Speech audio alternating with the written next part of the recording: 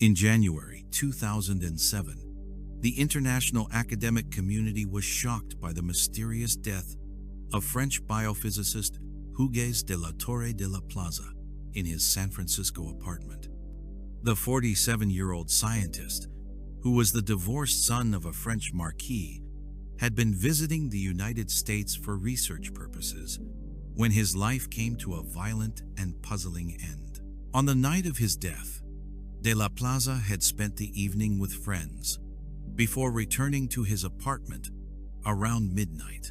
The next morning, neighbors were alerted by the sound of an alarm and discovered a scene that would baffle investigators for years to come. The scientist was found slumped in a kitchen chair, having suffered 3 fatal stab wounds, 1 to each side of his chest and 1 to his neck. What made the case extraordinary was not just the violent nature of de la Plaza's death, but the impossible circumstances surrounding it. Both the front and back doors of his apartment had been deadbolted from the inside, and all windows were locked with no signs of forced entry. There was absolutely no way anyone could have entered or left the apartment after the attack occurred. The crime scene itself presented numerous puzzling elements. De la Plaza was found barefoot with blood spattered across the walls of his kitchen. A knife blade had broken off in one of his wounds and was recovered from the floor beside his body. His computer and phones were still turned on, suggesting that his death had occurred suddenly and without warning. Medical examination revealed that de la Plaza had defensive bruises on his hands, indicating that he had fought against his attacker. However, he showed no signs of having been strangled or hanged, and toxicology tests revealed no evidence of drug use that might have impaired his ability to defend himself. Initially, the San Francisco Police Department publicly suggested that de la Plaza's death might have been a suicide, but this theory was met with immediate and fierce opposition from his family and French diplomatic officials. The French government became directly involved in the case, convening its own review of the evidence and challenging the American investigators' conclusions. French experts argued that the nature and location of the stab wounds made suicide virtually impossible. They pointed out that de la Plaza would have had to remain conscious and mobile after inflicting the fatal injuries in order to deadbolt the doors from the inside. The defensive wounds on his hands also strongly suggested that he had been fighting for his life against an attacker. The contradictory findings led to a diplomatic tension between French and American investigators. The San Francisco Medical Examiner ultimately classified the manner of death as undetermined, acknowledging that the evidence did not clearly point to either suicide or homicide. This classification satisfied neither the family nor the French officials, who remained convinced that de la Plaza had been the victim of foul play. Several theories emerged to explain the locked room mystery. Some investigators suggested that de la Plaza might have been killed elsewhere and his body moved to the apartment, with someone else sealing the doors afterward. However, blood evidence at the scene indicated that the attack had definitely occurred in the kitchen where he was found. Others proposed that the attack might have been the result of a lover's quarrel, with an intimate partner having access to keys or having been let into the apartment willingly. The theory suggested that after the attack, the killer could have locked the doors and escaped through some unknown means, possibly with the help of an accomplice. Private investigators hired by the family explored various possibilities, including personal vendettas related to de la Plaza's scientific work and even potential espionage connections. As a prominent biophysicist, he had access to sensitive research and international scientific networks that could potentially have made him a target for various hostile interests. Despite extensive investigation by both American and French authorities, no suspects were ever identified in de la Plaza's death. The case attracted international attention due to both the victim's prominence and the bizarre locked room circumstances, but it remained officially unsolved. De la Plaza's sister launched a foundation dedicated to reopening the case and seeking justice for her brother. She worked tirelessly to keep the investigation active and to challenge the official findings that suggested suicide might have been possible. As of 2022, the case remains unsolved, with the cause of death still officially listed as undetermined. The story has become a fixture in San Francisco true crime circles, serving as a prime example of how a potential crime can be hidden behind the seemingly impossible circumstances of a locked room. The case raises troubling questions about the limitations of forensic science and criminal investigation when faced with seemingly impossible scenarios. Whether Hugues de la Torre de la Plaza was the victim of an elaborate scheme or died under circumstances that simply cannot be explained continues to puzzle investigators and true crime enthusiasts alike. On New Year's Day, 1963, two bodies were discovered near the banks of Sydney's Lane Cove River that would launch one of Australia's most enduring and baffling mysteries. Dr. Gilbert Bogle, a 39-year-old scientist, and Margaret Chandler, a 29-year-old woman, were found dead in what appeared to be a peaceful riverside setting, but the circumstances of their deaths would prove anything but peaceful. The scene that greeted investigators was both intimate and ominous. Margaret Chandler lay on a blanket near the water's edge, partially clothed with her nightdress and bra pulled up. Beside her, Dr. Bogle was found fully clothed, positioned as if he had been trying to help her or had collapsed while attempting to seek assistance. Both bodies showed obvious signs of distress. Their skin had turned blue and appeared bloated, suggesting some form of poisoning.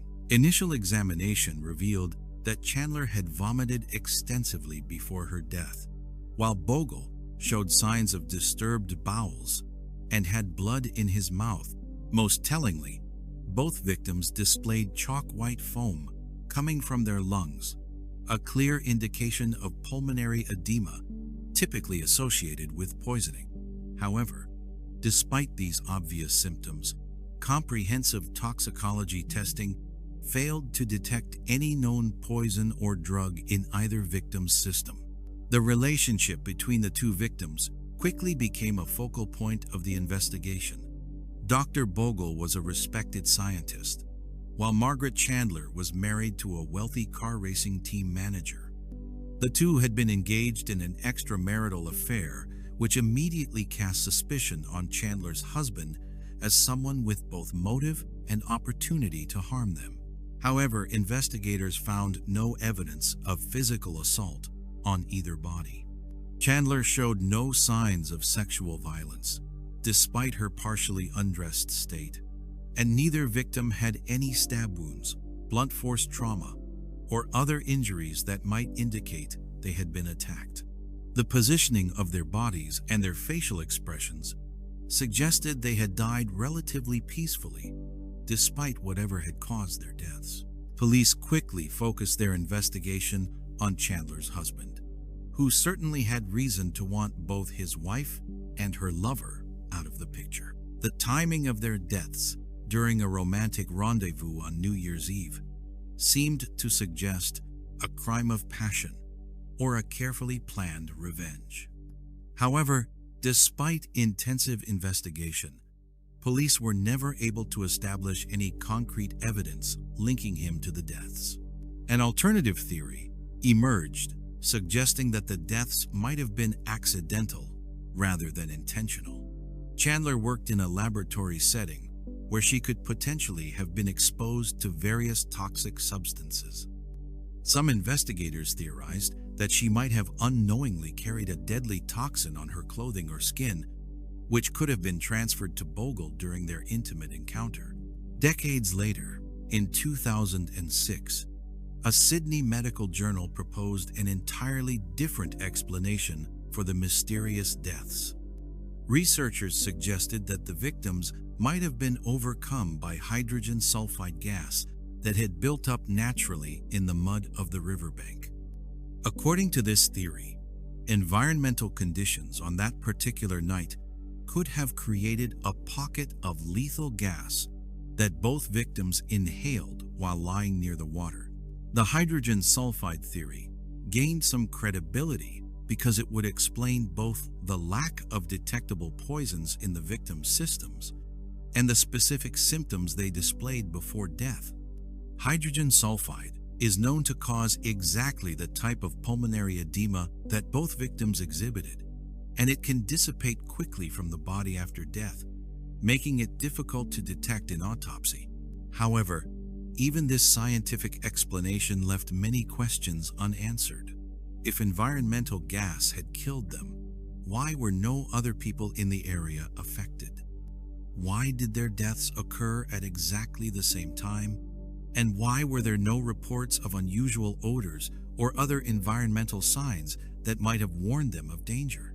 The case generated enormous media attention throughout Australia, with newspapers and television programs following every development in the investigation.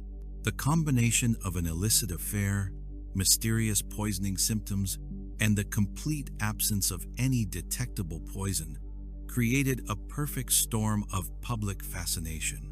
Local legends even developed around the case, with some people claiming that the deaths were the result of supernatural intervention. According to these stories, a teenage girl who had died in the area years earlier had cursed the spot, and her ghost was responsible for the deaths of anyone who used the location for romantic purposes. In 2006, more than 40 years after the original investigation, a coroner's inquest was reopened to re-examine the evidence using modern forensic techniques. However, even with advances in toxicology and pathology, the inquest was unable to determine a definitive cause of death.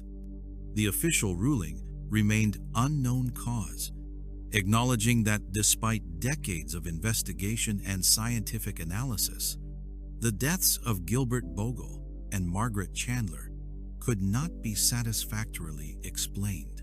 Australia's Channel 7 produced a documentary about the case, and public interest has remained high even 60 years after the deaths occurred. The case has become emblematic of how some mysteries can persist despite the best efforts of both law enforcement and scientific investigation. For the families of both victims, the lack of resolution has been particularly difficult. Without a clear understanding of what caused the deaths, they have been unable to find closure or peace. The case serves as a reminder that even in our modern age of advanced forensic science, some questions may never be answered satisfactorily. On September 21, 2001, British tourists enjoying a peaceful afternoon of fishing along the Thames near London made a discovery that would expose one of the most disturbing aspects of international human trafficking and ritual violence. Floating in the murky waters, they spotted what appeared to be the torso of a young child, severed from both head and limbs in a manner that immediately suggested this was no ordinary crime. The victim, who investigators would later name Adam since his true identity remained unknown for years, was estimated to be between 4 and 8 years old. The condition of the remains told a horrifying story of deliberate mutilation carried out with what appeared to be ritual precision. The child's head and all 4 limbs had been removed, using techniques consistent with traditional African muti practices, ritual killings performed for supernatural purposes. When forensic pathologists examined the remains, they discovered evidence of an even more disturbing sequence of events leading to the child's death. Toxicology tests revealed that Adam had been given a large dose of toxic plant material commonly used in traditional African medicine. Additionally, medical examinations showed that his blood had been deliberately drained through a shallow cut across his throat while he was still alive. The child was found wearing an orange girl's swimsuit bottom and a t-shirt, clothing that provided few clues about his identity or origins. However, advanced forensic analysis of his bone structure, hair, and other physical characteristics strongly suggested that he was of West African origin, specifically from the region around Benin City, Nigeria. The discovery of Adam's remains launched one of the most extensive missing persons investigations in British history. Police appealed to communities throughout Africa and Europe, hoping to identify the child and trace how he had come to be in London. The investigation revealed disturbing connections to international child trafficking networks that operated between West Africa and major European cities. For 10 years, Adam remained unidentified, despite intensive efforts by both British and Nigerian authorities. Police worked with international organizations, religious leaders, and community groups to try to establish his identity and trace his movements before his death. The case highlighted the vulnerable position of trafficked children who often exist completely outside official records and documentation. In 2011, a breakthrough finally occurred when DNA analysis and investigative work by Nigerian authorities identified the victim as Ikpomwosa Osamwegi, also known as David, who had disappeared from Lagos in 2000. The identification confirmed investigators' suspicions about his Nigerian origins, but raised new questions about how a child from Lagos had ended up as a ritual sacrifice victim in London. The investigation into Adam's death revealed the existence of sophisticated trafficking networks that moved children from Africa to Europe for various forms of exploitation, including ritual violence. These networks operated with international scope and professional organization, making detection and prosecution extremely difficult for law enforcement agencies. Evidence gathered during the investigation strongly suggested that Adam had been brought to London specifically for the purpose of ritual killing. The careful preparation of his body, the use of traditional toxins, and the method of blood drainage all pointed to someone with extensive knowledge of West African spiritual practices who believed that the child's death would provide supernatural benefits. The case attracted intense media attention and prompted parliamentary questions about child trafficking and protection policies in the United Kingdom. Members of Parliament raised concerns about how easily trafficked children could be moved across international borders without detection, and about the inadequacy of systems designed to protect vulnerable minors. Despite the extensive investigation and eventual identification of the victim, no suspects were ever arrested or charged in connection with Adam's death. The international nature of the crime, combined with the secretive practices of both trafficking networks and ritual practitioners, made it extremely difficult for investigators to identify specific perpetrators. The case also highlighted the cultural challenges faced by law enforcement when investigating crimes rooted in traditional spiritual beliefs. While police treated Adam's death as a heinous act of violence, they had to navigate complex questions about religious freedom and cultural sensitivity while pursuing justice for the young victim. New Scotland Yard issued statements describing Adam as the victim of a ritual killing, but acknowledged that the investigation had not led to any arrests. The failure to identify and prosecute those responsible for his death became a source of significant frustration for both investigators and the public. The discovery of Adam's remains also sparked broader discussions about the exploitation of vulnerable children in various forms of traditional medicine and spiritual practices. Child protection advocates used the case to highlight the need for better international cooperation in combating trafficking networks and protecting children from ritual violence. Years after the discovery of his remains, Adams' case continues to serve as a stark reminder of the darkest aspects of international crime. His death represents not just the loss of an innocent life, but also the failure of multiple systems designed to protect children from exploitation and violence.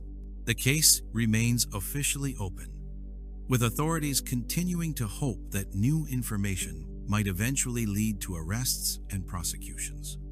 However, the passage of more than 2 decades since Adams' death has made it increasingly unlikely that those responsible will ever be brought to justice. For investigators who worked on the case, Adams' death represents one of the most disturbing crimes they encountered in their careers. The combination of ritual violence, international trafficking, and the exploitation of a vulnerable child created a case that challenged both their investigative skills and their emotional resilience. The story of Adams serves as a powerful reminder that behind every unsolved case is a real person whose life was cut short by violence and whose death demands justice even when that justice seems impossible to achieve. On July 20th, 2019, neighbors in a quiet Sydney suburb witnessed a scene that would haunt them for the rest of their lives.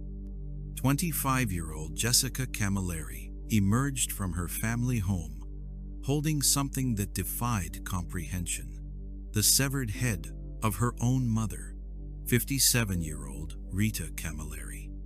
The shocking sight of a daughter carrying her mother's head would mark one of the most disturbing domestic violence cases in Australian history.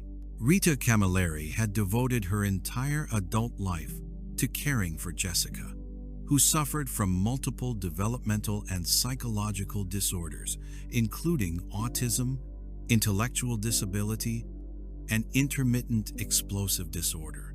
Despite the enormous challenges this presented, Rita remained a patient and loving mother, determined to help her troubled daughter navigate life's difficulties.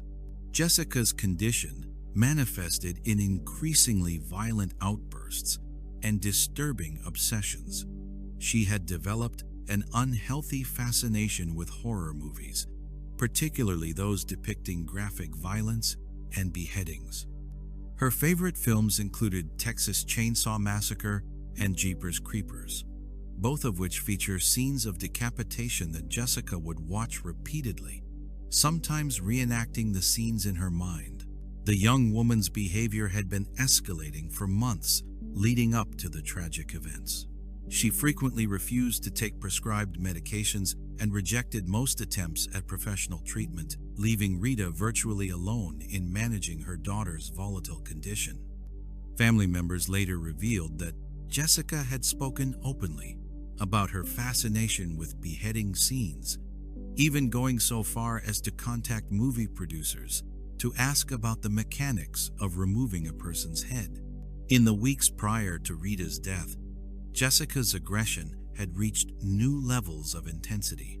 Rita had begun considering having her daughter readmitted to psychiatric care, a possibility that sent Jessica into fits of rage.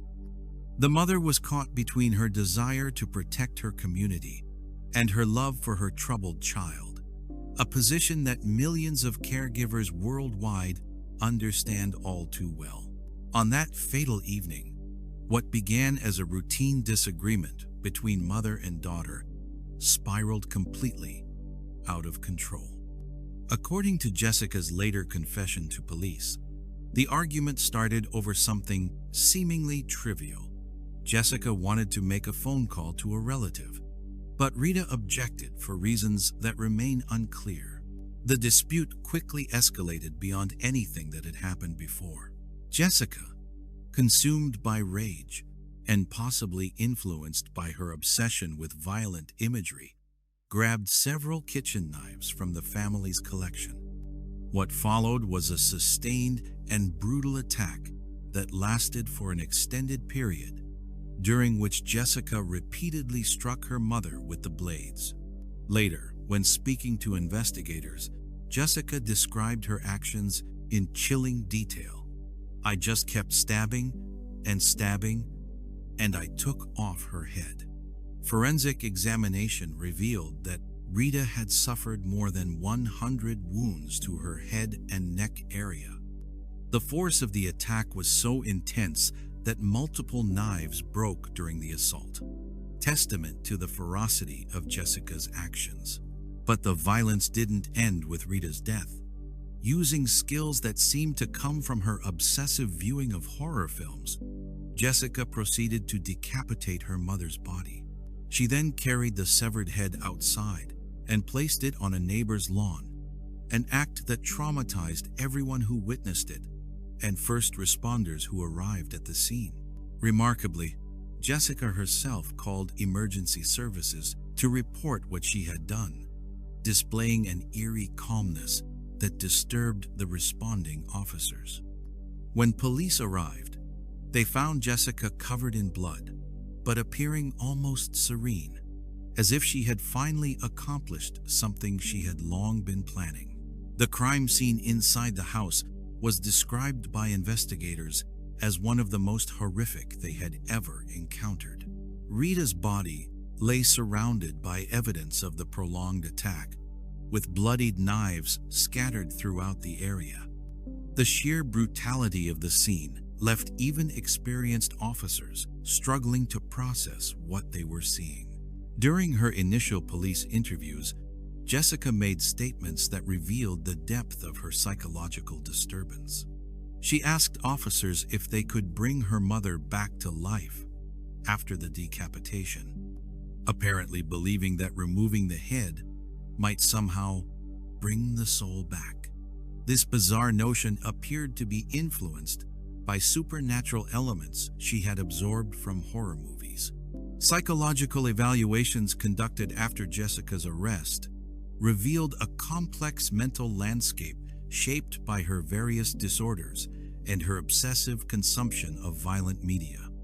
While she clearly understood that her actions had resulted in her mother's death, experts disagreed about the extent to which she truly comprehended the permanence and consequences of what she had done.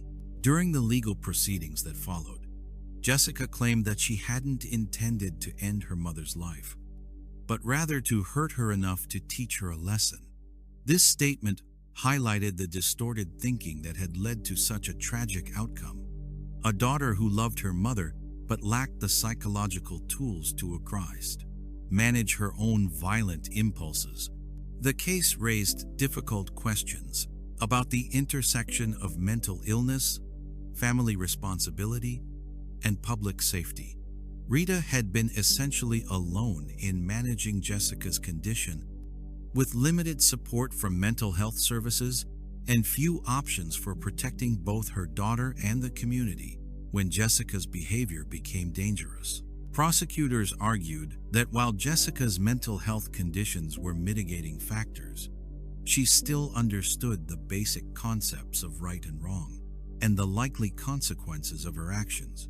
They pointed to her methodical approach to the crime and her ability to call emergency services afterward as evidence that she retained some level of rational thinking.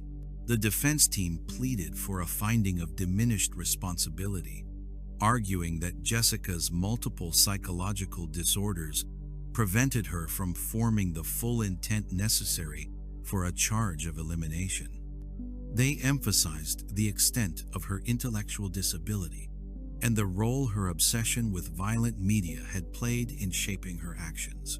In December 2020, after hearing extensive testimony from psychological experts and family members, a jury rejected the prosecution's request for a conviction on the most serious charge. Instead, they found Jessica guilty of the lesser charge of taking a life while in a state of diminished capacity. The judge who sentenced Jessica in March 2021 acknowledged the role her mental health conditions had played in the crime while still condemning the extreme nature of the violence. Jessica received 21 years and 7 months in prison, with eligibility for parole after 16 years and 2 months. Even during the court proceedings, Jessica's behavior continued to disturb observers. She was frequently seen smiling or giggling during testimony about her mother's death, displaying what appeared to be a complete lack of remorse or understanding of the gravity of her actions. The tragedy didn't end with Jessica's imprisonment. In 2023, she made headlines again when her sentence was extended by 22 months after she violently attacked 2 female correctional officers. The assault followed her established pattern of targeting women as she ripped out chunks of the officer's hair during the attack. This additional violence, while incarcerated, pushed Jessica's earliest possible parole date to 2032. Though many observers believe she may never be deemed safe for release, given her continued aggressive behavior and apparent lack of insight into her actions. The case prompted widespread discussion throughout Australia about the challenges facing families who care for violent individuals with severe mental health conditions. Advocates argued that Rita's death could have been prevented with better support systems and more proactive intervention from mental health services. Rita's surviving daughter, Christy, publicly stated that she would never forgive Jessica for taking their mother's life in such a horrific manner. The extended family's grief was compounded by the public nature of the crime and the disturbing details that emerged during the legal proceedings. For the broader community, the case served as a stark reminder that domestic violence can take forms that most people never imagined possible. The idea that a daughter could take her mother's life in such a brutal manner challenged assumptions about family relationships and the nature of mental illness. Mental health professionals used the case to highlight the urgent need for better resources and support systems for families dealing with violent mentally ill members. They emphasized that while most people with mental health conditions are not violent, those who do pose risks need intensive, specialized care that was clearly lacking in Jessica's situation. The case also raised uncomfortable questions about the role of violent media in shaping the fantasies and actions of vulnerable individuals. While millions of people watch horror movies without committing violent acts, Jessica's case suggested that for certain individuals with specific psychological vulnerabilities, such content can become dangerously influential. Today, Jessica Camilleri remains incarcerated, serving what may effectively be a life sentence given her continued violent behavior while in prison. The case stands as one of Australia's most shocking examples of parricide, a crime that shattered not only one family, but an entire community's sense of safety and security. Rita Camilleri's death represents a tragic failure of multiple systems designed to protect both individuals with mental illness and their families. Her memory serves as a reminder of the countless caregivers who dedicate their lives to helping troubled loved ones, often without adequate support or recognition of the risks they face. Hey everyone, it's here with a quick reminder to like and subscribe if you appreciate this content. Between the late 1950s and 1971, the peaceful Channel Island of Jersey became the hunting ground for one of Britain's most terrifying predators.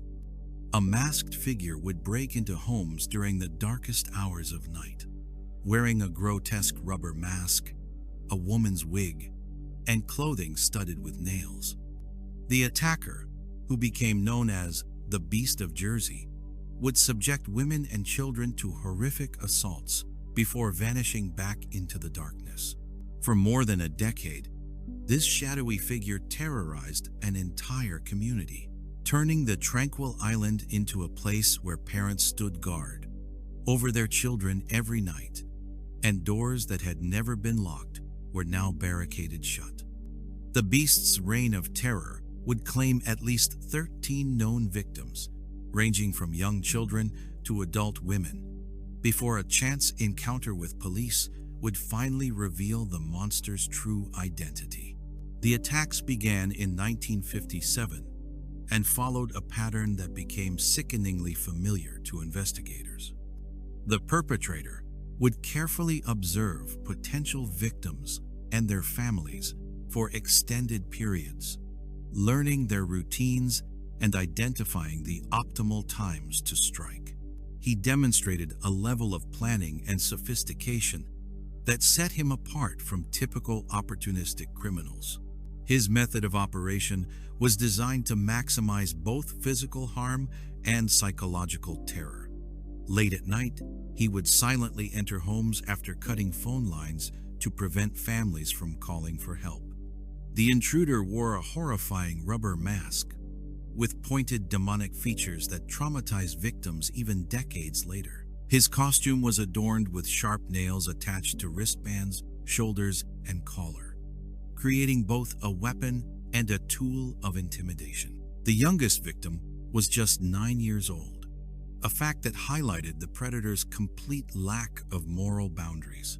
Victims who survived encounters with the beast described being bound, beaten, and subjected to prolonged assaults, often in nearby fields or isolated areas where their screams couldn't be heard.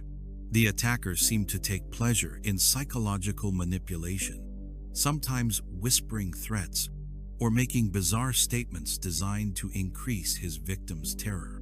In one particularly disturbing case, after attacking a young boy and girl during a home invasion, the masked intruder told the children he would return for them later. This threat haunted the young victims for years, demonstrating how the beast's crimes extended far beyond the immediate physical harm he inflicted. The predator's behavior suggested someone who derived satisfaction, not just from the assaults themselves, but from the terror he created throughout the community. He would sometimes give candy to child victims after attacking them, a twisted gesture that added another layer of psychological horror to his crimes. As news of the attacks spread throughout Jersey, the entire island community was gripped by fear. Parents who had once felt safe, allowing their children to play freely, now kept them under constant supervision. The island's famous sense of security, built on generations of low crime rates and community trust, was shattered by the knowledge that a predator was stalking among them. Rumors and theories about the beast's identity ran wild throughout the community. Some residents believed they were dealing with a supernatural entity or someone involved in satanic practices, given the demonic appearance of the mask and the ritualistic nature of some attacks. These theories gained traction when no obvious suspects emerged from traditional police investigations.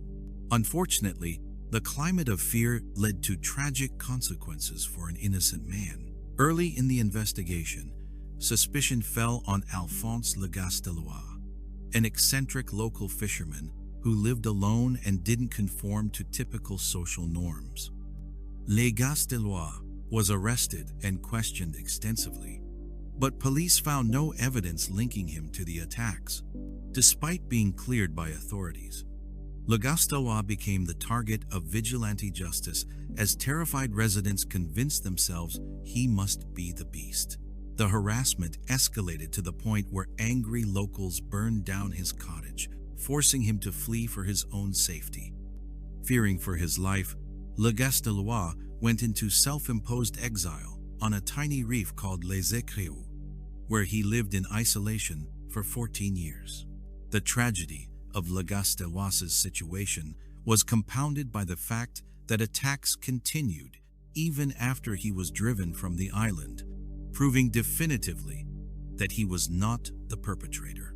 However, the damage to his reputation was irreversible, and he remained a pariah in the community even after the real beast was eventually captured. The true identity of the beast remained unknown for over a decade, during which time the attacks continued with terrifying regularity. The perpetrator's ability to avoid detection, despite extensive police investigations, suggested someone with intimate knowledge of the island's geography and possibly professional training in surveillance and evasion techniques. On July 17, 1971, the beast's long reign of terror came to an end through pure chance. Jersey police attempted to stop a driver who had run a red light, but instead of pulling over, the vehicle sped away, leading officers on a high-speed chase through the island's narrow roads.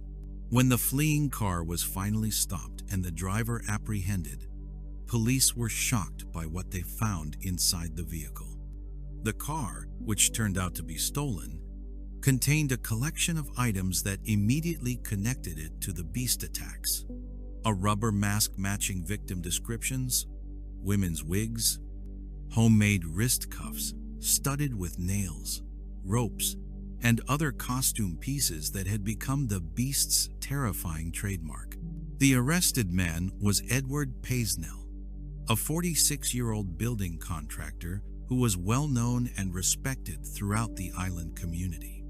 When questioned about the suspicious items, Paisnell offered the bizarre explanation that he was on his way to an orgy, but investigators immediately recognized the gear from victim descriptions and began connecting him to the unsolved attacks. The revelation that the beast was someone who had been living openly in the community for years sent shockwaves throughout Jersey.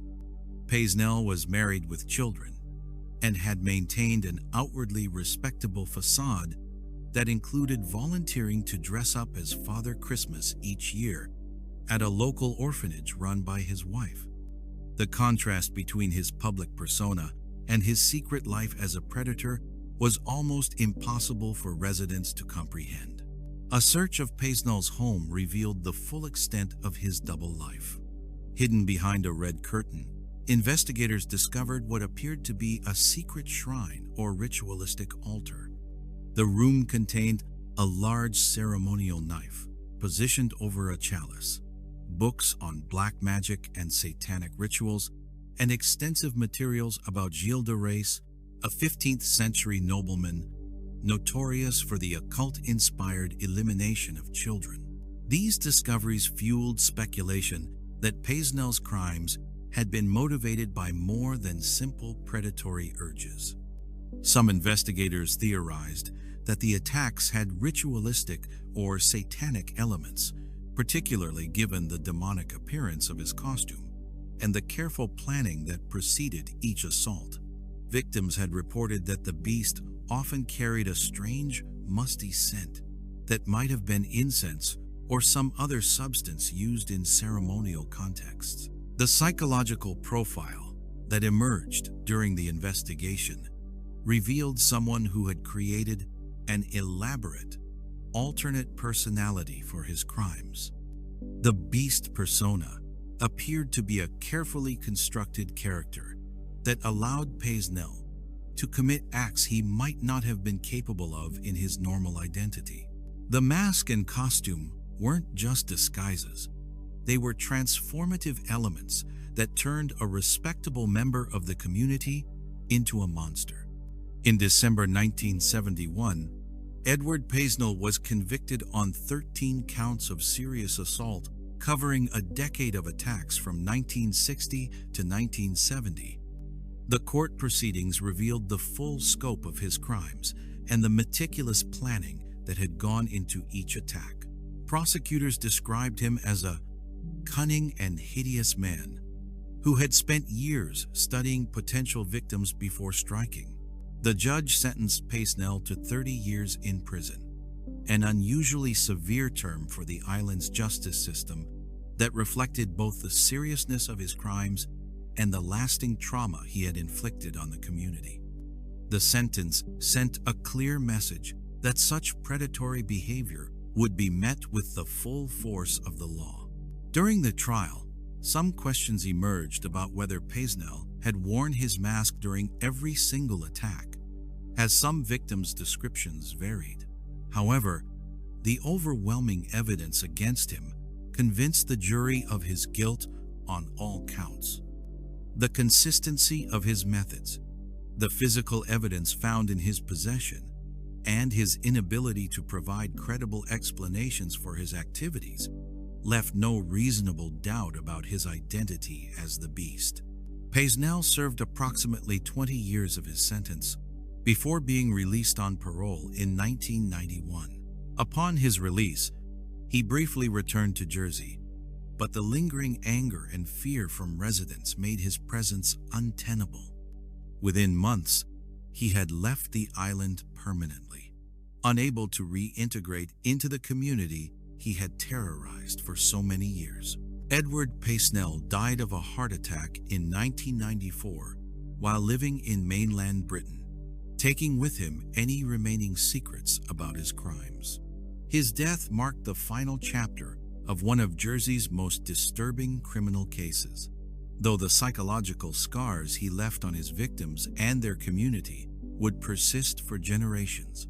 The Beast of Jersey case became a cautionary tale about how predators can hide in plain sight within seemingly safe communities.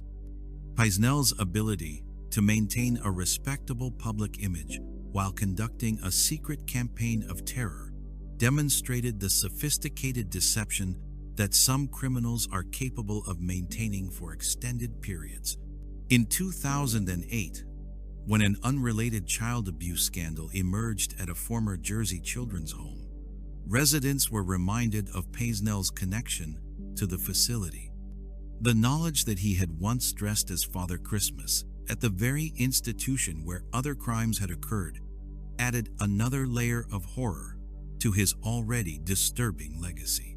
The case has continued to fascinate criminologists and true crime enthusiasts, who study it as an example of how a single individual can terrorize an entire community through calculated psychological warfare. The Beast's use of costume, ritual, and sustained terror campaigns represented a particularly sophisticated form of predatory behavior that thankfully remains relatively rare. For the survivors of Pesnel's attacks, the revelation of his identity brought both relief and additional trauma. While they finally knew who had victimized them, they also had to confront the reality that their attacker had been someone who lived openly in their community, possibly interacting with them or their families in normal social contexts. The wrongful persecution of Alphonse Legastellois serves as a stark reminder of how fear and hysteria can victimize innocent people. His 14 years of exile represent a parallel tragedy within the larger story, demonstrating how the effects of such crimes extend far beyond the direct victims to impact entire communities in unpredictable ways. Today, Jersey has returned to its reputation as a safe, peaceful community, but older residents still remember the years when the Beast stalked their island. The case remains a defining moment in the island's modern history, a time when evil wore a mask and terror came calling in the darkest hours of night. On March 17, 1999, 23-year-old Fan Man Yi accepted what she believed would be a routine transaction in Hong Kong's bustling Kowloon district. Working as a hostess in one of the area's many nightclubs, Fan had encountered 34-year-old Chan Man Lok, a low-level member of the local organized crime network. What began as a dispute over a debt of 20,000 Hong Kong dollars would escalate into one of the most disturbing crimes in the city's history. Fan had reportedly taken money from Chan, though she had returned most of it, leaving a remaining debt that Chan viewed as an unforgivable slight against his reputation. In the world of street-level organized crime, such debts were considered matters of honor that demanded resolution through force.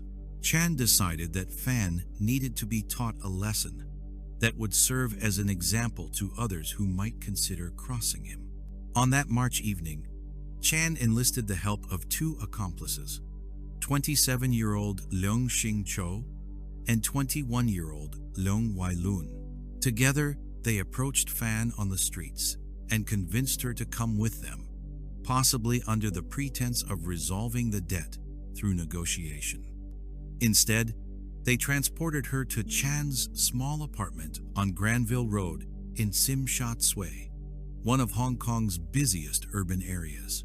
What happened inside that apartment over the next month would shock even experienced investigators who thought they had seen every form of human cruelty.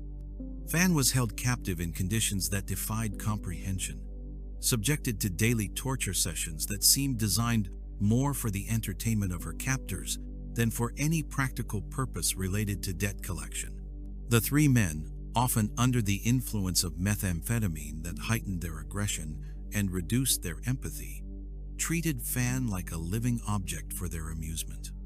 They would hang her from the ceiling and use her as what they callously described as a punching bag, beating her with metal bars and kitchen utensils while laughing at her suffering. The psychological torture was as systematic as the physical abuse. Fan was forced to eat human waste, had hot wax dripped onto her skin, and was subjected to degrading acts designed to destroy her sense of dignity and humanity. Her captors would drip melted plastic onto her feet and use a staple gun on her skin, treating her injuries as sources of entertainment rather than recognizing them as evidence of her humanity. Neighbors in the building later reported hearing muffled screams and sounds of violence coming from the apartment on a nightly basis, but no one contacted authorities. The urban environment of Hong Kong, where privacy is highly valued and residents often ignore disturbances from neighboring apartments, inadvertently provided cover for the ongoing torture sessions. Fan was systematically starved during her captivity, weakening her physically while the daily beatings and sexual assaults took their toll on both her body and mind. The combination of malnutrition, untreated injuries, and constant trauma gradually wore down her ability to survive the ordeal. After approximately 1 month of continuous torture, Fan succumbed to her injuries sometime around April 14, 1999. Her exact time of death was uncertain because her captors made no effort to seek medical help as her condition deteriorated. She may have died slowly from infection, trauma, or simply from the cumulative effects of weeks of abuse. Rather than face the consequences of their actions, Chan and his accomplices decided to dispose of Fan's body in a manner that reflected the same callousness they had shown during her captivity. They used their apartment's bathtub and basic household tools to systematically dismember her corpse, treating her remains as nothing more than an inconvenient cleanup problem. The disposal process revealed the depth of their depravity.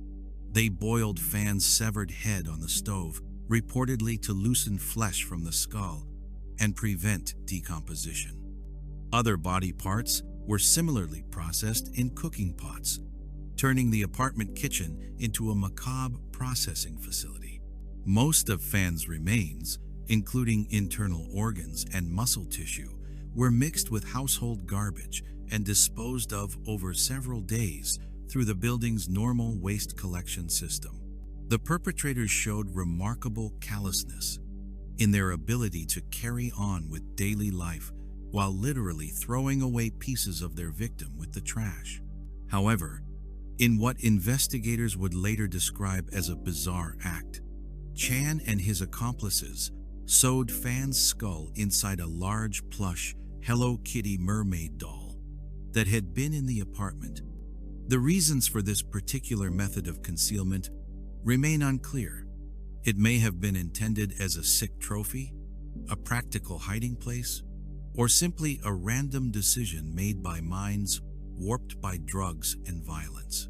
The perpetrators also preserved some of Fan's remains in the apartment's refrigerator, including at least one tooth and some internal organs stored in plastic bags. These grotesque mementos would later provide crucial evidence when investigators finally discovered the crime scene. The case might never have come to light if not for the psychological breakdown of a 14-year-old girl who had been present during some of the torture sessions. Known in court records only as Ah Fong, this teenager was Chan's girlfriend, who occasionally spent time at the apartment and, by her own later admission, had participated in some of the violence against Fan. After Fan's death, Ah Fong began experiencing severe nightmares in which she claimed Fan's spirit was haunting her. The psychological pressure of what she had witnessed and participated in became too much for the young girl to bear. In May 1999, overcome with fear and guilt, she walked into a police station in Yau Ma Tei and confessed everything. Initially, the officers who heard Ah Fong's story found it almost impossible to believe. The tale of torture, dismemberment, and a skull hidden inside a Hello Kitty doll sounded more like an urban legend or the product of a disturbed imagination than a factual account of real events. However, the specific details she provided and her obvious distress convinced investigators to take her claims seriously. When police arrived at the third-floor apartment on Granville Road, they made discoveries that exceeded even their worst expectations, based on Ah Fong's testimony. Inside the Hello Kitty doll, they found Fan's skull, along with decomposed human tissue that had been sewn into the seams of the stuffed animal. The refrigerator yielded the preserved tooth and organ specimens that confirmed the horrific nature of what had occurred. The discovery sent shockwaves throughout Hong Kong, a city with relatively low rates of violent crime where residents generally felt safe in their urban environment. The juxtaposition of extreme brutality with the innocent imagery of Hello Kitty created a story that captured international media attention and horrified people around the world. Local residents struggled to comprehend how such extreme violence had occurred in their midst without anyone taking action to stop it. As one boutique clerk commented at the time, "It's horrible, but it's so interesting. You think, okay, stuff like this happens in New York, or maybe the mainland, but not in Hong Kong." The case highlighted uncomfortable questions about urban anonymity and the way city dwellers often ignore signs of distress from their neighbors. The fact that Fan's screams had been heard nightly for weeks without anyone contacting authorities suggested a broader social problem with civic responsibility and community awareness. When Chan Man Lok and his two accomplices were arrested and charged, they faced a legal system unprepared for such extreme brutality. The advanced state of decomposition of Fan's remains made it difficult for medical examiners to determine an exact cause of death, a technical challenge that would complicate the prosecution's case. Defense attorneys seized on this uncertainty, absurdly suggesting that Fan might have died from a drug overdose or other natural causes rather than from the obvious torture she had endured. This legal strategy demonstrated how technical requirements for proof of intent could sometimes work in favor of even the most obviously guilty defendants. The trial, which took place in 2000, featured 6 weeks of graphic testimony that tested the limits of what court participants could psychologically endure. Ah Fong served as the prosecution's star witness, having been granted immunity in exchange for her cooperation in testifying against the adult perpetrators. Despite overwhelming evidence of torture and the horrific disposal of Fan's body, the jury ultimately convicted the 3 men not of the most serious charge of intentional elimination, but of the lesser charge of taking a life without premeditation. The verdict reflected the technical challenges prosecutors faced in proving that the defendants had specifically intended to cause Fan's death, rather than simply to torture her. The judge who sentenced the 3 men condemned their actions as displaying cruelty, depravity, and callousness unprecedented in Hong Kong's legal history. Each defendant received a life sentence with the possibility of parole after 20 years, a punishment that many in the public felt was inadequate given the extreme nature of their crimes.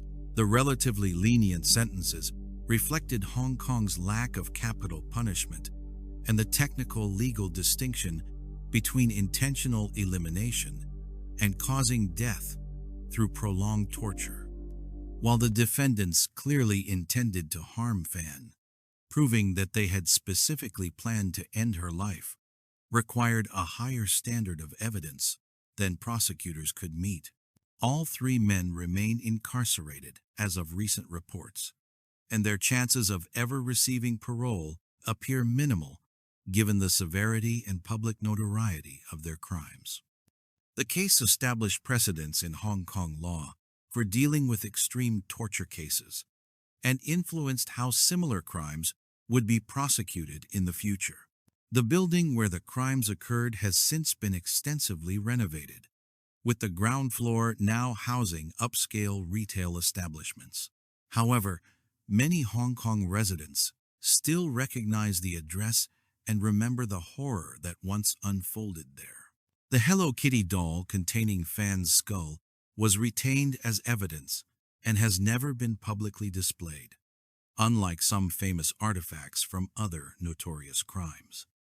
The decision to keep this evidence away from public view reflects both its disturbing nature and respect for the victim's memory.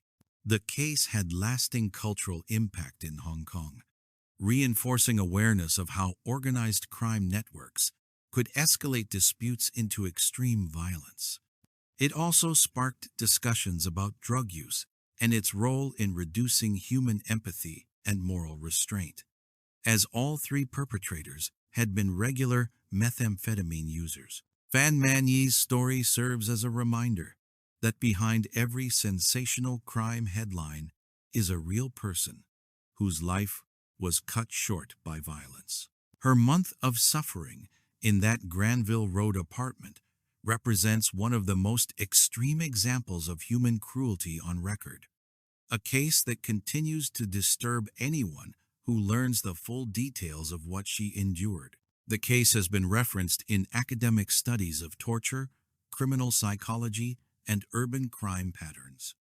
Researchers use it as an example of how prolonged captivity can escalate into increasingly severe abuse when perpetrators become desensitized to their victims' suffering. For investigators and legal professionals who worked on the case, it remains one of the most disturbing crimes they encountered in their careers.